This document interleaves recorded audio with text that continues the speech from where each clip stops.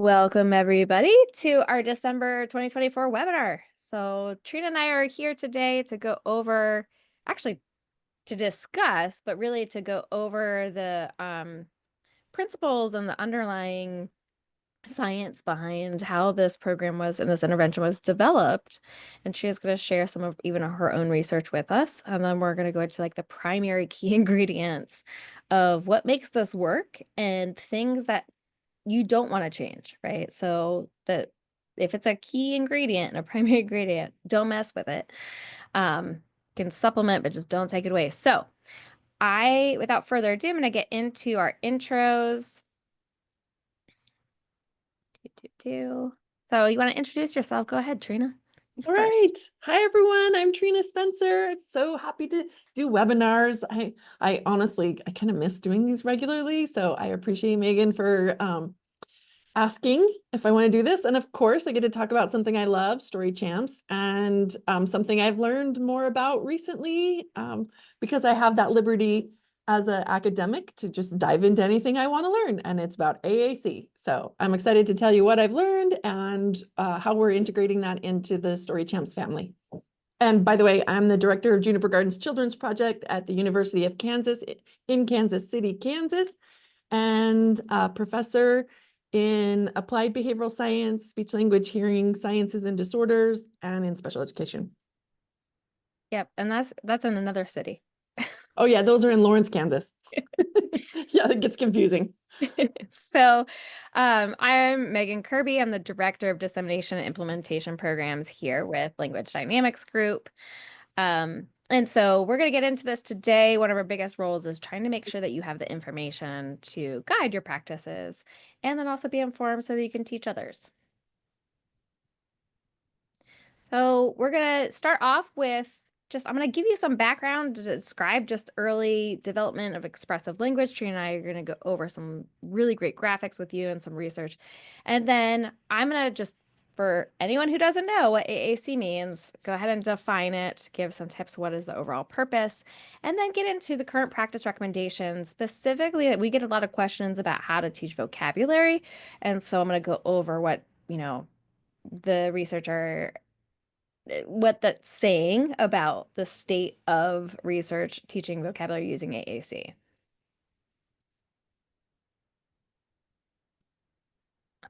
Hold on. There we go. All right, we'll also talk about the core active ingredients of StoryChamp's AAC expansion pack and how to tailor the prompt hierarchies and to modify based on the AAC symbols that are in specific children's devices or systems.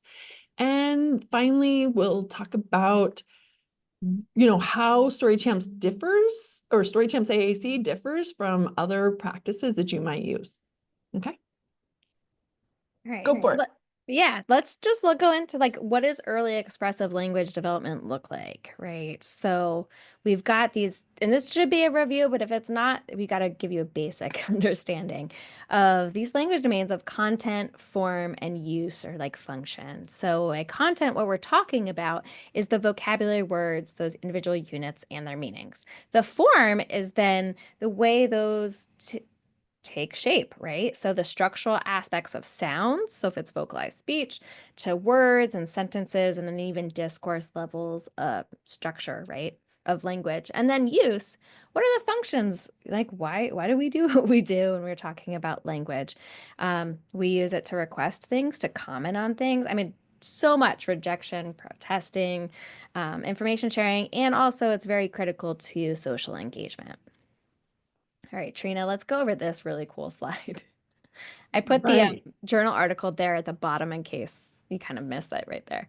Yeah. Okay, so I absolutely love this article. And if you haven't read it, you should, because Binger et al. Talk about the the promotion of AAC communication or AAC language through the developmental lens. And they give some really strong recommendations from research. And they basically say that we should be teaching AAC in the same developmental pathways as we would teach typically developing language. And and that is the approach that we have taken in Story Champs, and then specifically in Story Champs AAC. And so I want to draw your attention to the yellow column in the middle, this early symbolic level, typically development between 12 and 18 months. But here's the important things: pragmatic functions of requesting, commenting, and rejecting, which is like saying no. Joint attention, communication could be speech, unaided or aided AAC. And the goal in this would be to increase the number of words or symbols if we're talking about AAC, and increase the diversity. So right there is kind of the starting place for this Story Champs AAC. What's happening in pink and orange to the left is like pre-intentional or not yet symbolic kind of learning. And if children are in those phases, they can still engage in things like requesting, commenting, and rejecting, but they may not be doing it with a symbolic system like AAC is. But now to the right, the early word combinations, I want to just understand that the goals are still semantic in that you increase the number of words and increase diversity, but also like semantic relationships, like the syntax. And so you might expand and maybe potentially put more than one symbol together. And you're still looking at varied communicative functions. The grammar development is where you get more multi-symbol use, maybe like 2, 3, 4 symbols to develop some sort of grammatical structure. And then complex language would be an advancement into the use of narratives. Now, I know that somebody, and most people are going to be thinking that Story Champs AAC is all the way to the right on the complex language. And I'm going to say, yes, but it is also great for developing grammar, for early word combinations, and early symbolic communication. And that's because that's by design, that it can accommodate all 4 of those levels. And it really depends on where the learner is. So we'll talk more about that, but I just want you to be aware that there is a developmental model for what we've done here, and that you can use it for individuals who are in each of those 4, yellow, green, blue, and purple columns. Okay, that's all I want to say. Okay. So yeah, why don't you just take us into these frameworks though too? Sure. I think all you right. have So permission to slides, by the way. Okay, perfect. So there are many different frameworks talking about communicative function. So I just want to give some like background, like depending on where you got your training and what books and articles you read. For some reason, okay, there we go. There are many different approaches, and they're kind of categorized slightly differently, but I don't want you to worry too much about it. I'm just trying to give you that there are different frameworks for communicative functions. So the Weatherby 1995, this has a checklist. It includes things like behavior regulation, social interaction, joint attention. Another model would be the communicative matrix. It has these 4 categories: refuse, obtain, for social, and for sharing information. Okay. And the Buchelman and Light, they have wants and needs, information transfer, social closeness, and social etiquette. Now, all of these frameworks that I've just shown you, they vary slightly, but there's quite a bit of overlap. But the one that I'm going to we're going to keep talking about is the behavioral model. And there's a good reason for it, okay? And that's because the way in which you define the communicative functions actually from a behavioral model actually determines how you teach it. And when in the last 3 frameworks, the how you teach it isn't clear in each of those defined categories, that you can use the same methods across categories. And that makes it very difficult to train somebody or to like convey that information and make it simple enough to do that. So bear with me for a few minutes. If this is new for you, don't worry too much about it. You don't have to use these difficult words, but I'm going to put them in different categories. Okay. So an echoic or duplic would be with a motoric response, but echoic, you say what you hear someone else saying. And then, you would, if you were doing a duplicate, if let's say I model like a sign more, they would be imitating that. So it's very imitative. Duplicative, right? Yeah, Yeah. duplicative. Yes, exactly. And then if it's transcription, it would be codic, right? And that makes sense. We write what we heard someone say and we're Yeah. Like coding it. encoding it. Yep. Exactly. So that's really just an imitation repertoire. And in a lot of AAC, we're doing a lot of imitation, right? It's very important that we use that imitation. And then another category is requests. And it's basically asking for things that you want, requesting for the removal of something that bothers you or you don't like.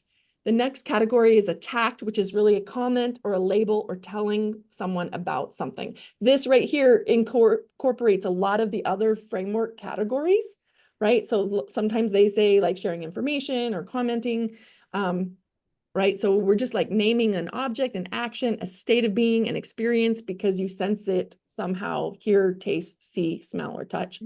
And an interverbal is more like a conversation. So you're answering questions, filling in a song, a greeting someone in return for them saying hi.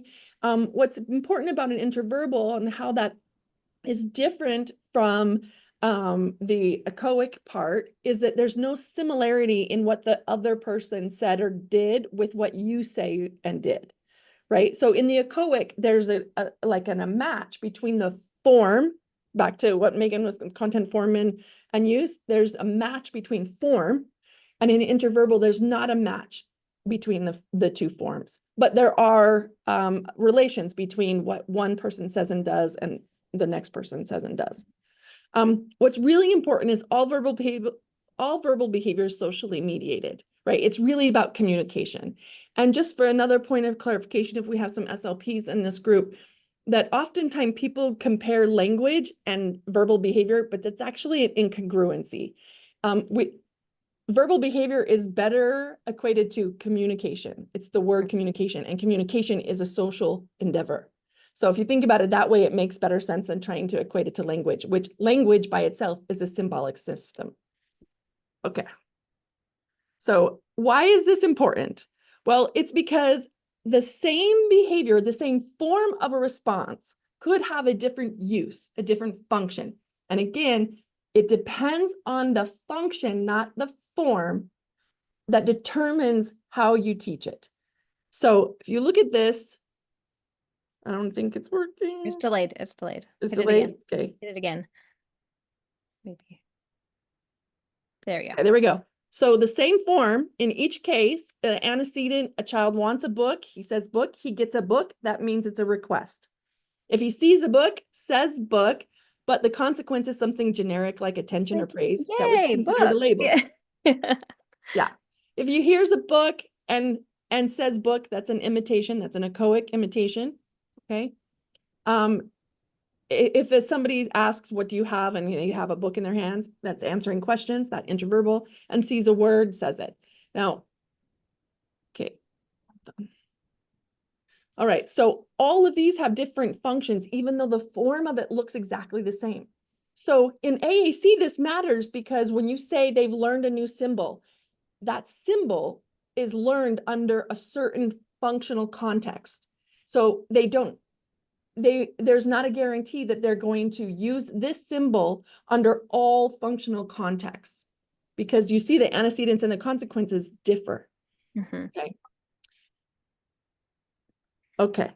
All right. I So want to like, make sure we're okay with that. yeah, It's an important concept, but and it made me think too, back to, will acquire X amount of words. Well, it's about how are they using the words? Like, so if they've got soup, is it because they can label soup or are they requesting soup? And you're exactly right. Those are two different outputs. yeah. Um, And I think in AAC, it's really, really important we make that distinction because oftentimes we're talking about high support learners who that really puts the onus on the clinician to be smarter and better and making sure that those instructional contexts are clean and clear for those learners so that we can create some generalization across the functions, right? Learning a single form or symbol. Okay. Right. That's where we're getting to. Okay, so when we're talking about aided AAC or augmentative and alternative communication, what we're talking about is like things like picture exchange communication or PECs. You're talking about speech generation devices, right? The whole goal of the use of this, though, is to provide access to the same language in the environment that is being used in that are spoken and written within that child's immediate environment. So, if they're at home, you may have a program that is in their home language if they're multilingual. If you're in school, you're going to have very different set of words, or maybe your activity pages are going to be very different with what words, and it's going to be in English if your primary instructional language is going to be English, right? So, in the end, though, ultimately, we want our children. I love this quote from Binger's 2024 um, paper that we were just going over with the beautiful flowchart. Is that ultimately we want children with communication disorders to do the same things as other children. One, connect with their families. Priority, families. Maximize their educational opportunities. Second, participate in peer activities, make friends, tell us their stories, advocate for themselves, right? You can't do that unless you can tell a story. So, for what purpose are right now, what do we know about minimally verbal children using their AAC? And specifically, we're going to stick with aided AAC. And like, what evidence-based interventions using AAC can we then base on teaching communicative responses? So, right now, the research is showing, and it's not a surprise, that most of what's happening in practice is requesting, right? So using your aided AAC to get your wants and needs met. The reason being, it's super easy to reinforce that and strengthen and broaden that language because the learner is getting something that they asked for, like immediately, right? So that's easy for us to teach. There isn't a delayed consequence or it isn't abstract like social.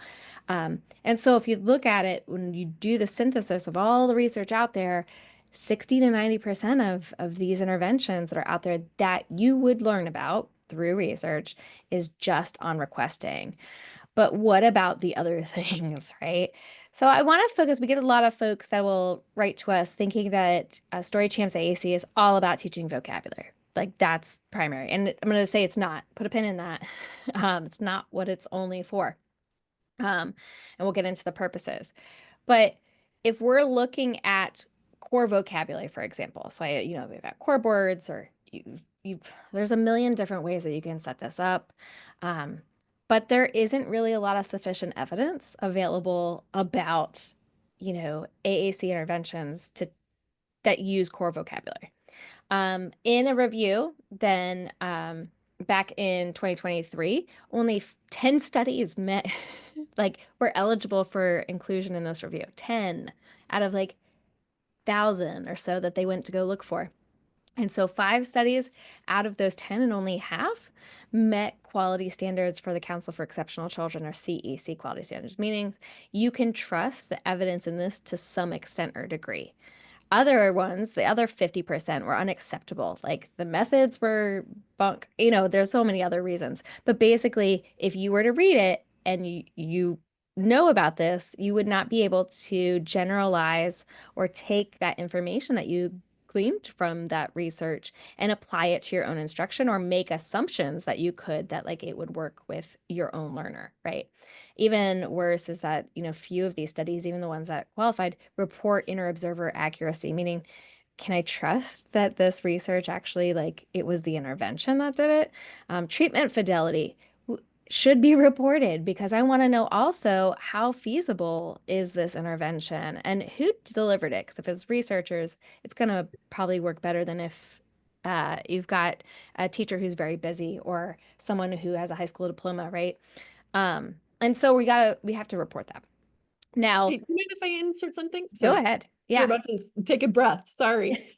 I just want to make sure that we understand what core vocabulary is, because there might be some people here that aren't familiar with that. And I just want to say that core vocabulary, what they are words that are often selected for children with high support needs, so that they have words that are common across contexts. Mhm. Okay. So something like go, more, With. yeah, like words that have general use across contexts. And it's often juxtaposed with fringe words, and fringe words are really specific items, like like an iPad, or milk, or I That don't we know, would like see with the drive. requesting, right? Yeah. Yeah.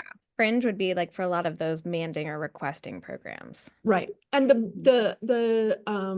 that article, the Binger et al. Study talks about this really great. So I reference you there, as well as this Carnet systematic review. But the theory behind that, or the basic premise, is to give kids words that are then useful across multiple contexts, and that can be facilitative. The problem with that is that in all of this research, what we find is that they can't get past that to more complex developmental levels, which is why we have chosen not to develop stories just with core vocabulary words. Like, Yeah. we have a range of core vocabulary, and we're about to get to that, and I was just getting ahead of you. I just Yeah. want to make sure that we understand the difference of that. Well, and that's no, but it is really important. And there's also many different core vocabulary lists out there. So it's crazy when people want answers, but there is no one answer. So most of the intervention research that we're talking about in this Carnet systematic review focuses, right? They again also found that most of the literature of using these core vocabulary lists are all about requesting, using nouns, using nouns, and using nouns. And I'll just point out that we don't only use nouns in our language. And in fact, when you go back to that developmental model of Binger and them, you're like, we are moving past that to just having wants and needs met. So we need to have word categories, excuse me. We need to make sure these core vocabulary lists include words across different types of vocabulary, right? So nouns, verbs, adjectives, get into that too. And then we also need to make sure that these interventions, for them to be effective, need to include this like well-known these evidence-based practices such as prompting and prompt fading, or task analysis, or positive reinforcement. These are the components. Three or more were in like correlated with or associated with interventions that had the best effects or best outcomes being positive. Okay. So why don't we get you to help us learn a little bit more? So my story into AAC is that several years ago, a lot of clinicians, especially SLPs, were using the Story Champs intervention, and they were adapting it for their AAC users. And I observed some of these sessions, and I was really impressed with what they were doing. But I immediately said, yeah, but that's adapting a set of teaching procedures and words and stories that were not written for AAC users. So I was very interested in going a deep dive into figuring out what the research is telling us that we should be doing for AAC users. And then I wanted to develop StoryChamps AAC based on what we learned. I applied for a Fulbright scholarship and ended up in South Africa at the Center for AAC. And it was awesome because I got to teach a master's level course on the evidence-based practice of AAC and conduct a systematic review with my colleagues, Kirsten Tunsig and Shakila Dada, and who are AAC professionals. They are experts. They run this. They're phenomenal. And so I learned a lot. And we specifically in our systematic review, we're looking, what are the teaching procedures when we're not teaching requests? Right? We wanted to know the evidence base for teaching commenting. Really, that's the next level of communicative function that we should teach after requesting, or those MANs. Like, go to the TAC category, which is commenting and labeling and talking about something. So that's what we were looking for. And in our systematic review, we only found 14 articles that met our inclusion criteria. And for the most part, prompt hierarchies had the most studies. And they seem to be pretty effective, but there were still some mixed results in all of those. You can see there in the table, this is the table from the systematic review. We did register this protocol, and the actual systematic review is under review right now. So I think it should be out in the next, I don't know, 6 to 8 months, hopefully.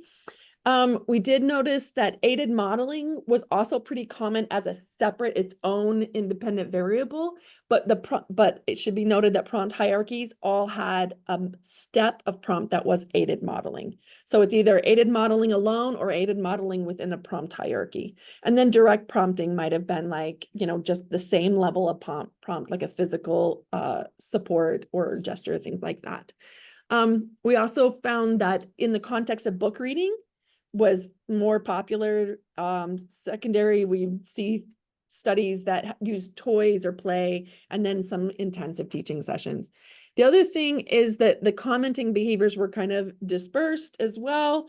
Some studies, most of the studies were two symbol utterances. That's kind of the framework and the developmental phase that a lot of the studies were in, but you can see from that we could do more grammatical. A couple of them had more grammatical complex arrangements.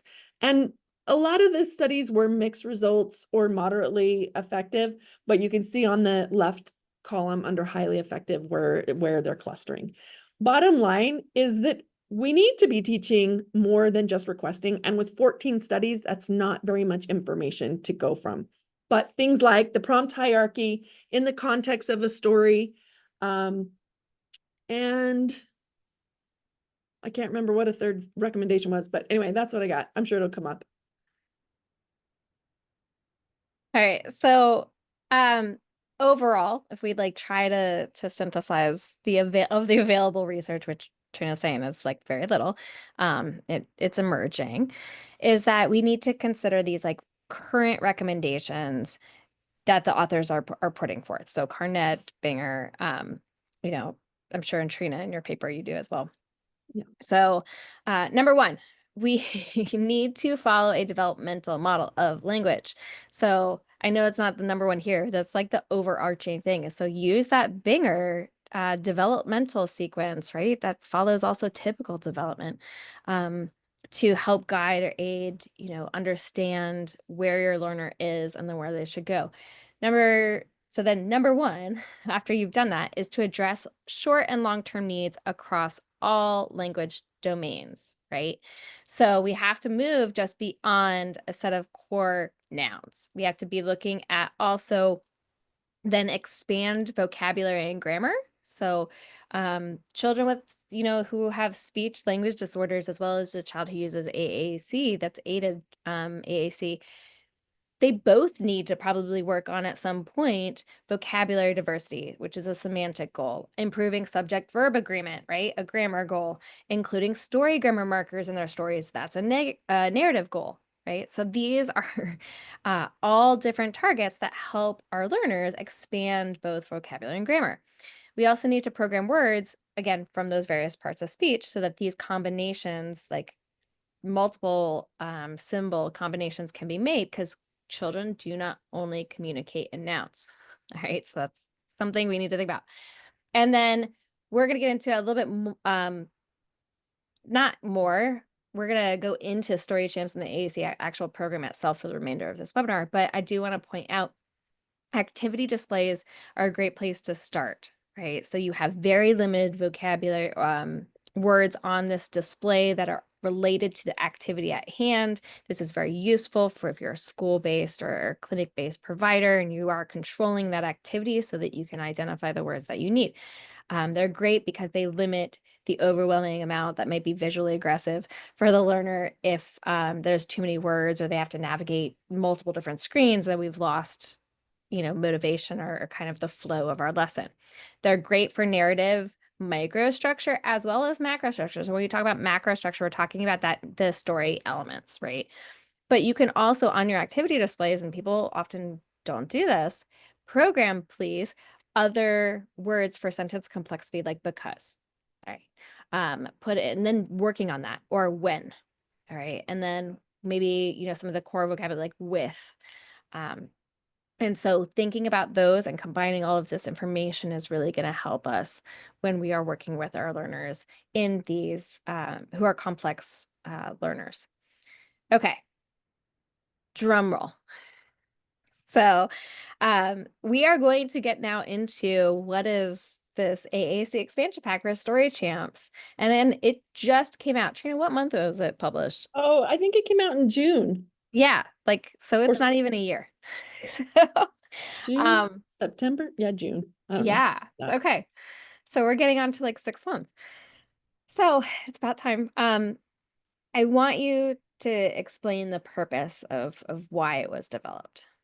Yeah. So like I mentioned, I spent many years really digging into the literature and talking to a lot of practitioners who spend most of their time in AAC services for kiddos, and really having a good understanding. At the time I started this, core vocabulary was very popular, and I felt like a lot of pressure to use core words, and I'm just like, I don't know that that's the right move.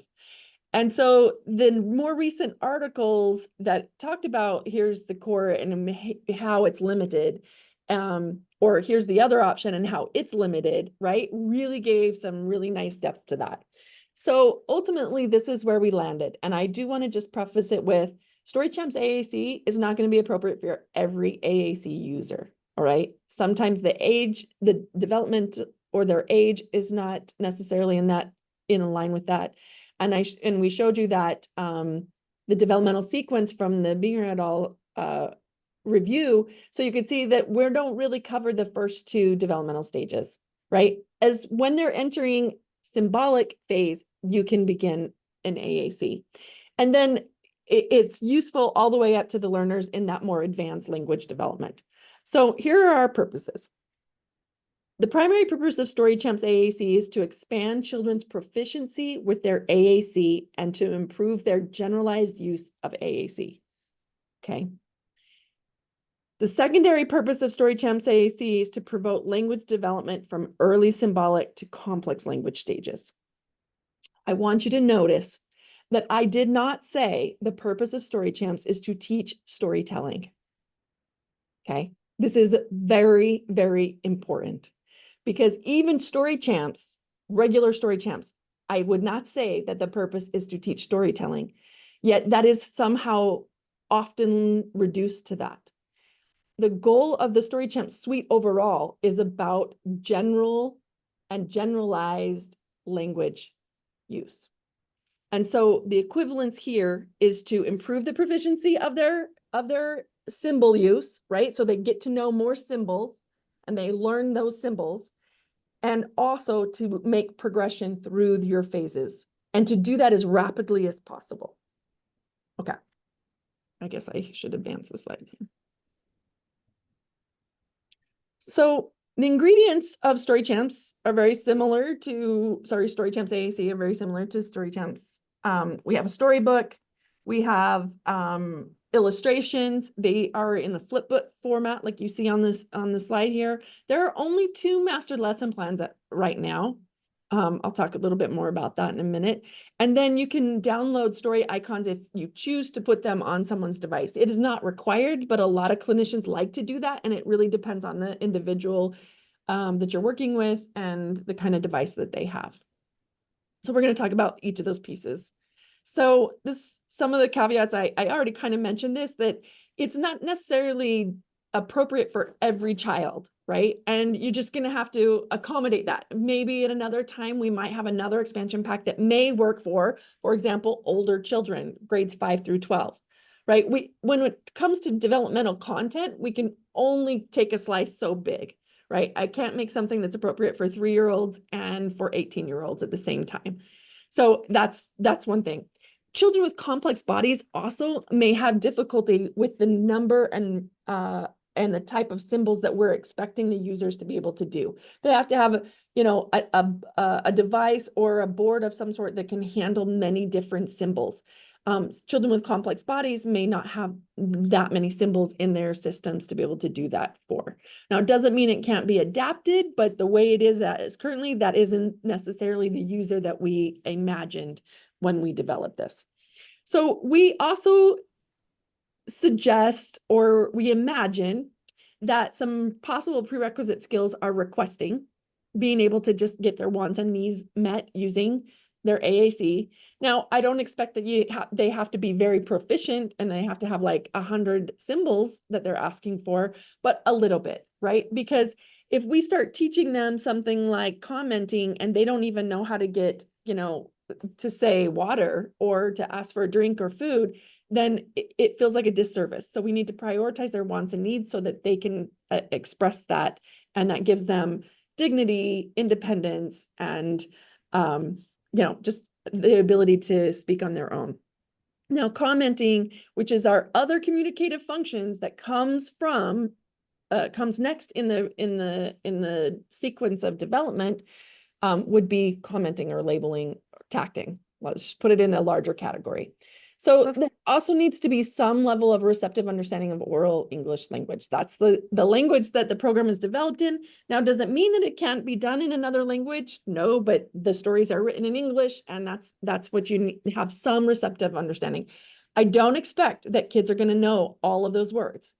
It's more like they to understand basic directions, like point to, or what do you think, or some basic things that a clinician or a teacher would use while teaching, right? I don't expect them to have a receptive understanding of the symbols that are referent in that Yeah. story. That's That not the expectation. that's what I was gonna say. Like that's very important. And another frequently asked question that we get is like, do my learners, when you say that they should be able to request, do they need to be able to request these words? Well, you won't be able to train half of them, uh, or more in requesting, and then you can't force someone to want any of these things. And then two, do they have to understand the words and like what they mean? So do I have to prove or somehow test that they already have knowledge of, point, like not point to, but like the words, the vocabulary, that they can identify them. Um, what is your take Yeah. on that? Or do you want to wait until you get to the lesson plan or something? I don't know. Um, Should you pre-teach the vocab, Trina? Today, do we not have a slide on that? No. Okay. No, you don't have to pre-teach the vocab. That's the point, is that they're going to be learning the vocabulary in the context of the story, and they're learning the sentence structure in the context of the stories. Right. So let me just say too, one of the things that I often talk about is the reason why Story Champs work so well is because we are teaching language at the word, sentence, and discourse level all at the same time. But if we only teach words, we only get words. But if I teach discourse, a whole story, right? They get sentences and words. So I can teach 3 levels of language, which is on that developmental sequence, right? I can teach all 3 of them at the same time. And so they're benefiting from all of that exposure and practice. So if you pull out a word and teach it in isolation, you're basically undercutting your efforts. You're not maximizing the output or the results that you could get if you were staying up here at this narrative or the discourse level, because you get this stuff, you get some of this stuff for free. So the idea here is that you use the context of the story to teach the receptive and expressive understanding, receptive understanding and expressive use of those symbols. It's the perfect way, because you cannot teach vocabulary out of context effectively, right? No, Then we it's already just know drill and that. kill. Yeah, like tons of research. Don't do it. Um, so Yeah. then can a bilingual AAC user use this curriculum? Yeah, for sure. Yep. Absolutely. All right. So some of the things that are the same and different as the regular Story Champs, carefully constructed stories, engaging visual materials, and explicit teaching procedures. You will find that in the entire Story Champs family. Those are our core ingredients. How they're different is the stories are specifically crafted for AAC symbols. The illustrations feature AAC users and children and individuals with disabilities. And the teaching procedures are drawn from the AAC literature, not just all teaching procedures, which is what I didn't know at the beginning of this journey. I had to learn what those procedures were. What were the evidence-based procedures? Okay. And this is just a quick peek at where the research came from. And these are some excellent like new articles that I would absolutely recommend people going a deeper dive. What's so interesting about this is like at the time I started this, none of these things were written. But it was such a controversial, everyone was like had an opinion in core versus fringe. And I was like, wow, there's this really big debate raging. I said, I don't have an, and people would ask me all the time what my opinion was. I was like, I don't know. I need to read the research, but these things came out afterwards. These are your AAC researchers who were definitely responsive to that debate.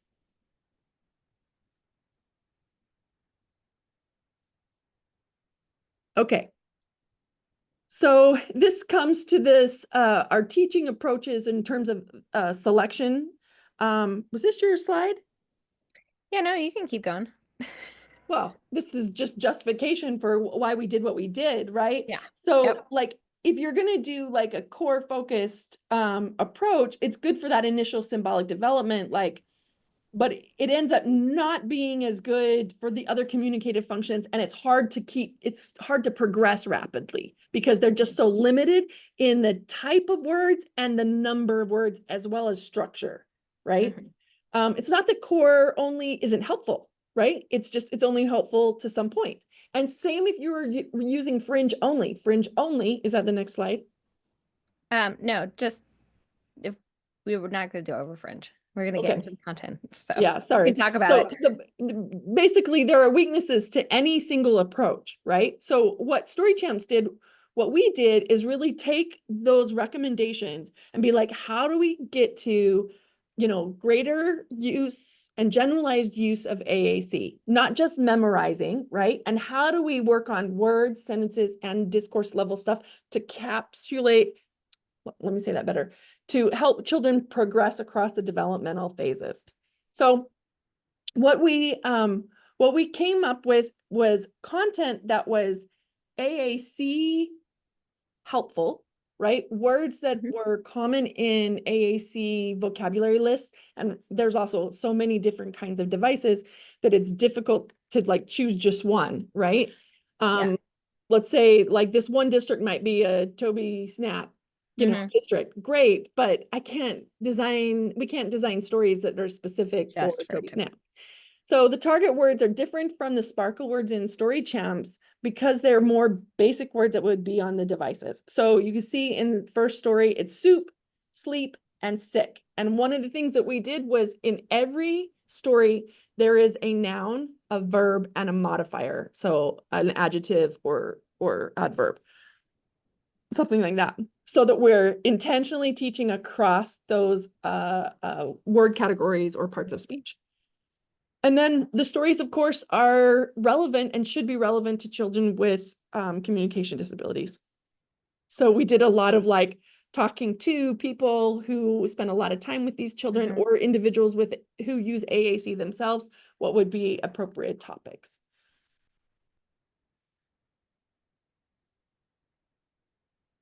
I do have a comment on this too. When we get into the vocabulary list, which we have available, I believe it's on our site.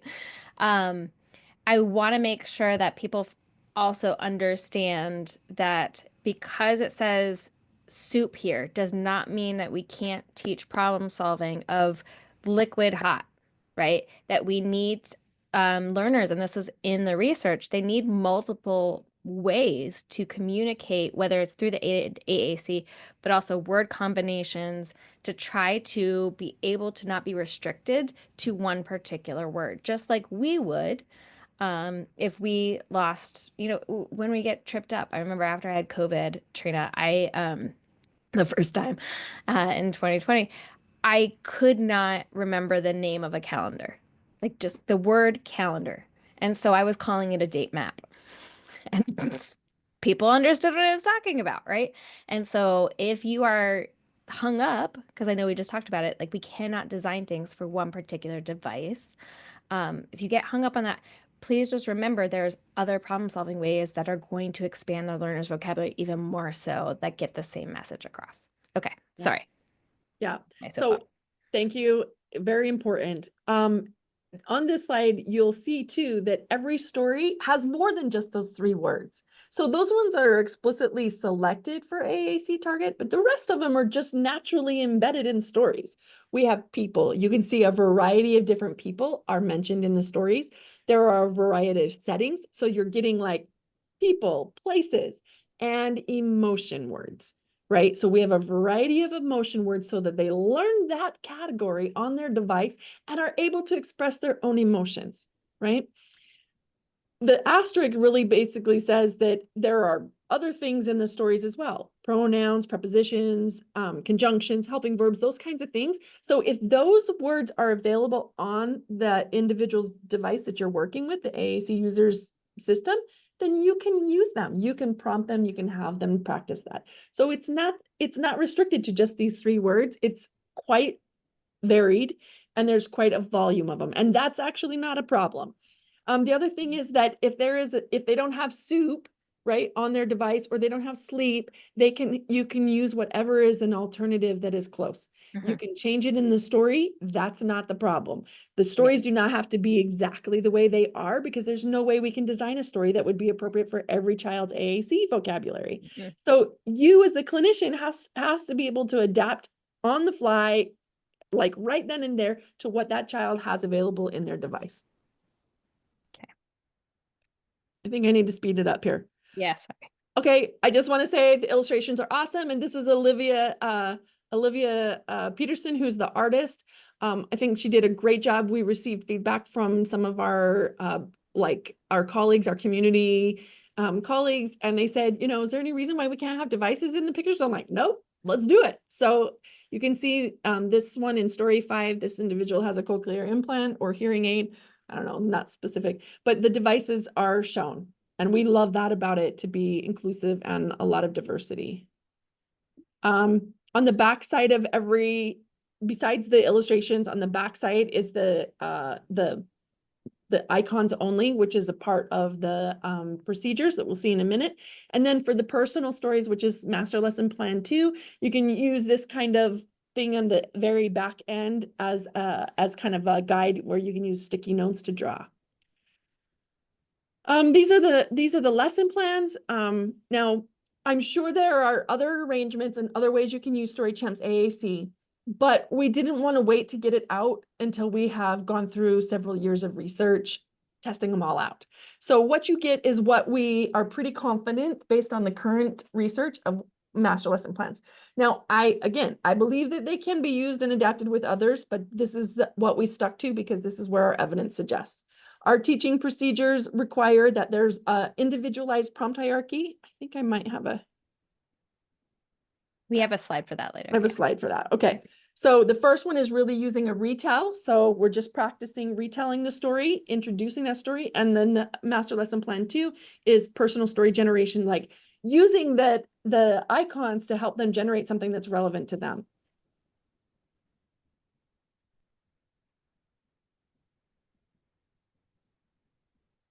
You can download the story grammar icons. I'm going to pause just a second, but this is available when you purchase it. So if you want to put them on a learner's AAC, you can. The procedures have all the kinds of things that we would do for regular StoryChamps. There's a prompting system.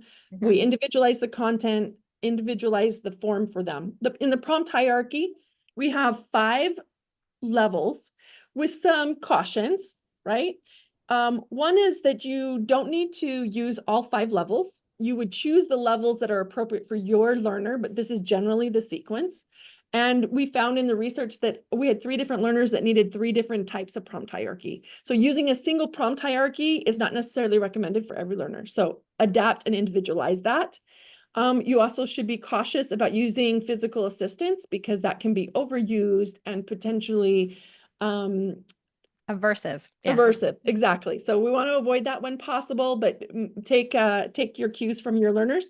And then also, like, we've had kids that don't like you touching their device. So for aided language modeling, you might need another device, or you skip that altogether, depending on your learner. We already talked about adapting the words and symbols that are semantically similar, but I just want you to know that that's in the procedures.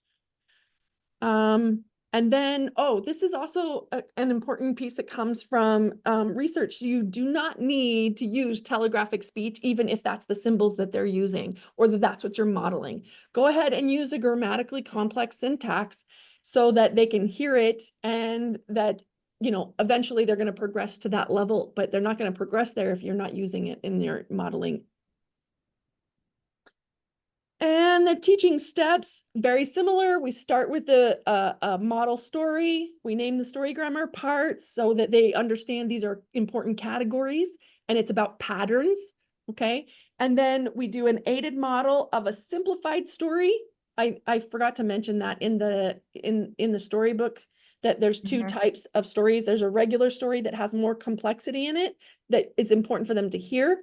And then the next story is simplified, which is what you would model on their AAC device. Now, That said, if you've got a kid in that far complex language development phase, go ahead and have them do that complex language, the Yeah. regular story, not the simplified story.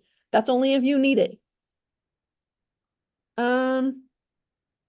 In AAC, we actually don't have them fade the icons all the way, partly because they're already using a visual system. So it's like really impossible to pull away visual supports 100%. So it didn't really make sense to spend the extra time to do that. But instead, generalizing it to the personal stories will be a lot more functional and usable, meaningful for kiddos with AAC. Yeah, this is the master lesson plan with the personal stories. Basically, after some teaching in the retell where they know their device a little bit better, they don't have to have anything memorized, just know their device a little bit better. Then you can take them through this procedure where you can maybe get some information from a parent or a teacher or somebody else who has a great knowledge of a shared experience or an experience that kid had, and they can facilitate creating that story from their own experience. I'll let you look at those procedures more in detail. But what's important is that the child ends with telling their own story as independently as possible. Whoops. Whoa. Oh, we must have both clicked. All Yeah. right. This piece is really, really, really important. It gets its own big slide. I love it, by the way, Megan. You never should repeat stories in consecutive sessions. Now, people will always be tempted to do two things. Default to this kid has high support needs, therefore I need to give him lots of repetition. And number two is, well, when we read storybooks, we repeatedly read that storybook. Those two procedures that you know from other kinds of approaches do not apply here. So take them out, apply them to those other things, but not here.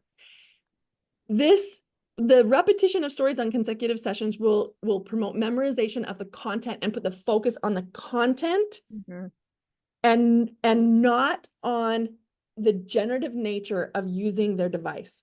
Remember, it was not about telling stories or learning specific stories. It's not even about learning that specific content. It's about using their device generatively.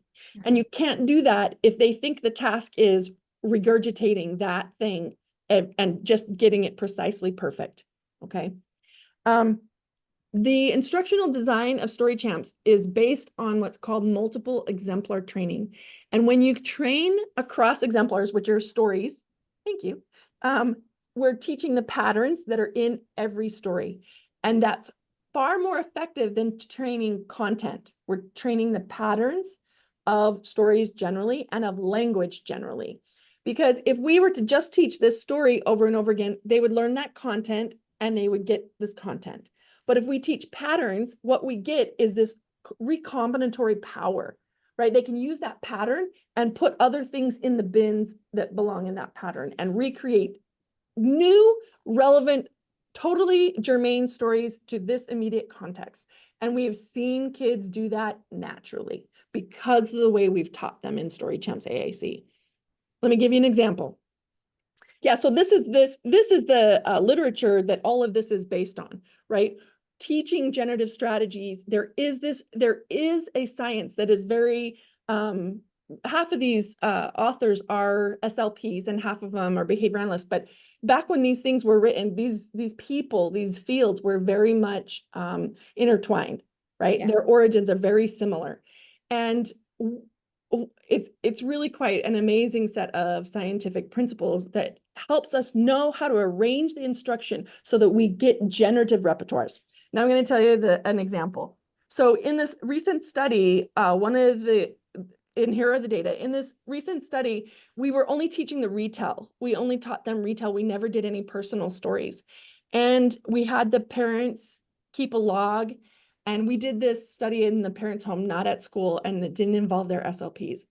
But one of the kids' school-based SLPs says to the parent, after a couple sessions that was happening at home, said, "Hey, did you guys go swimming? And did they ride a bus?"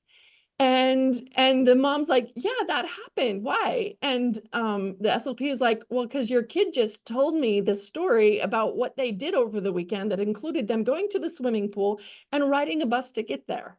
Right. And it was like, a absolute spontaneous generated personal narrative using their device with multiple symbols and a large variety of symbols that they had never done before. The SLP was totally floored. They're like, what's happening? How does a kid know how to do that?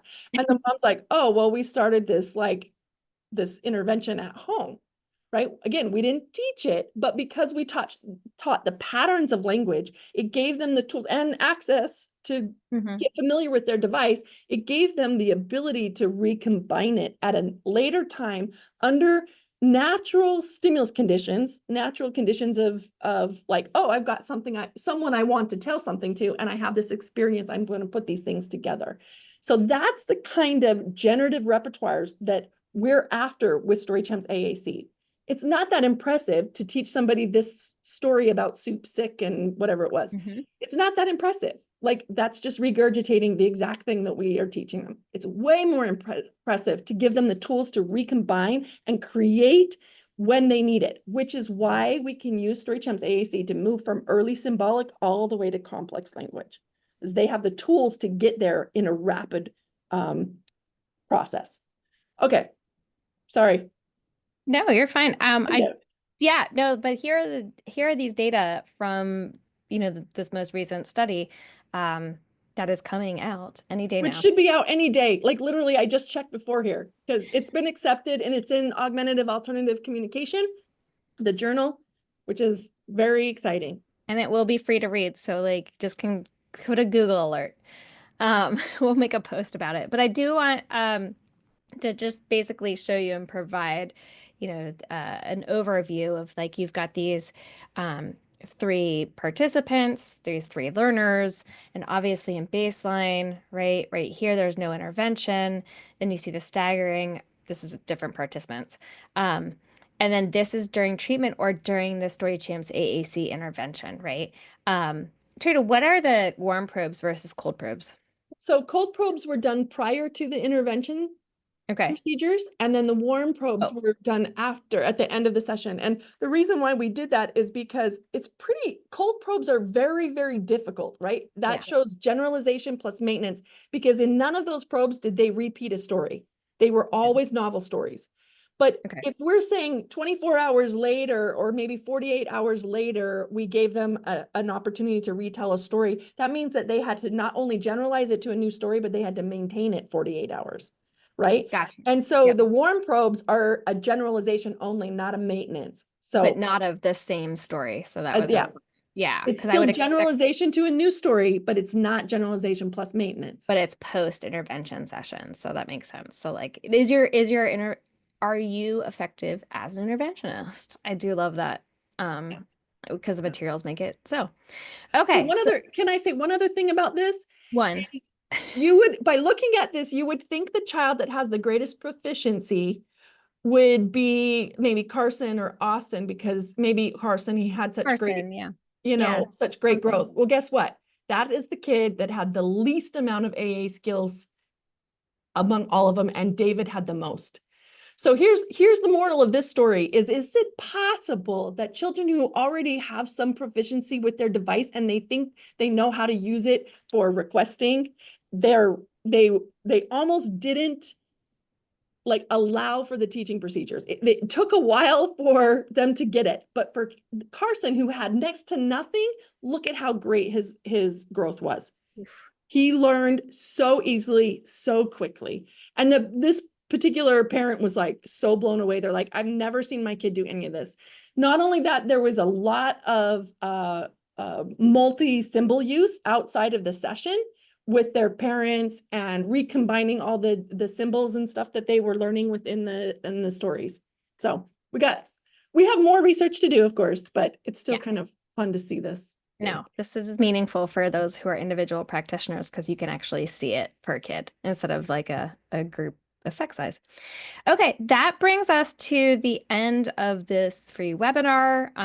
Just, discussion about the AAC expansion pack. I thank you, Trina, Dr. Spencer for being here and like going over this project and sharing your research with us. If anybody has any questions, you can go ahead and email us. The slides will not be made available due to intellectual property and some things. But if you would like the references to any of the research that we provided and shared, feel free to reach out to us as well. And then if you are one of those who wants a certificate for this webinar, go ahead and scan with a QR code and that will bring it up. But again, we will make this webinar recording available to you so that you can watch it as many times as you want and it'll be on our YouTube channel. Thank you so much. So again, please reach out if you have any questions. Training@languagedynamicsgroup.com.